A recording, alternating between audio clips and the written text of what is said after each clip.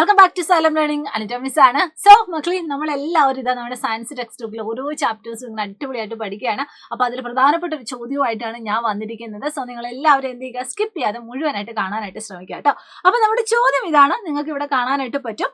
Look at some clothes, bags or other things you use every day.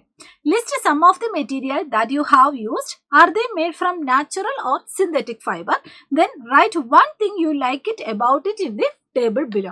അതായത് നമ്മളോട് പറഞ്ഞിരിക്കുന്നത് നമ്മുടെ ചുറ്റുപാടുമുള്ള ക്ലോത്ത്സ്, അതുപോലെ തന്നെ നമ്മുടെ ചുറ്റുപാടുമുള്ള വസ്തുക്കളൊക്കെ നോക്കിയിട്ട് അത് എങ്ങനെയാണ് നിർമ്മിച്ചിരിക്കുന്നത്, അതുപോലെ തന്നെ അതിൽ നിങ്ങൾക്ക് ഏറ്റവും ഇഷ്ടപ്പെട്ടത് എന്താണ് എന്ന് ജസ്റ്റ് ഈ താഴെ കാണുന്ന ഈ ഒരു ടേബിളിൽ ഒന്ന് ഫില്ല് ചെയ്യാനാണ് പറഞ്ഞിരിക്കുന്നത്.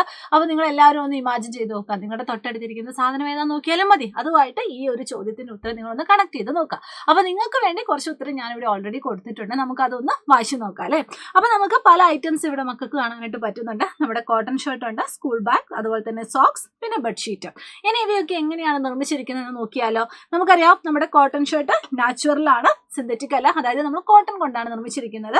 അതുപോലെ സ്കൂൾ ബാഗ് ആണെങ്കിൽ നമ്മൾ പോളിസ്റ്റർ അല്ലെങ്കിൽ നൈലോൺ കൊണ്ടാണ് നമ്മൾ നിർമ്മിച്ചിരിക്കുന്നത്.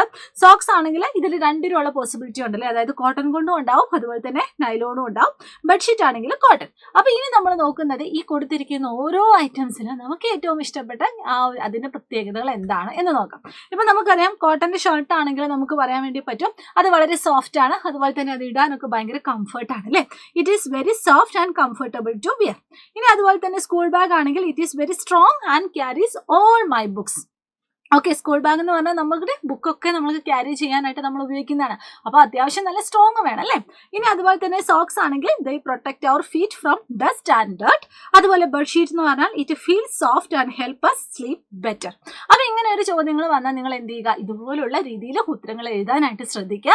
അതുപോലെ തന്നെ നിങ്ങൾക്ക് ഇനി ഇഷ്ടം പോലെ കുറേ കാര്യങ്ങൾ പഠിക്കാനുണ്ട്. അങ്ങനത്തെ ഉള്ള കുഞ്ഞു കുഞ്ഞു വീഡിയോസും കുഞ്ഞു കുഞ്ഞു ഷോർട്ട്സ് ഒക്കെ കിട്ടാനായിട്ട് നമ്മുടെ ഈ ഒരു ചാനൽ എത്രയും പെട്ടെന്ന് തന്നെ സബ്സ്ക്രൈബ് ചെയ്യുക. അടിപൊളിയായിട്ട് പഠിക്കുക കേട്ടോ. അപ്പോൾ ഇതുപോലെ കുട്ടി കുട്ടി ക്വസ്റ്റ്യൻസ് ഒക്കെ ആയിട്ട് നമുക്കിനി വീണ്ടും കാണാം. അപ്പോൾ എല്ലാ മക്കൾക്കും all the very best. Thank you so much. Bye bye.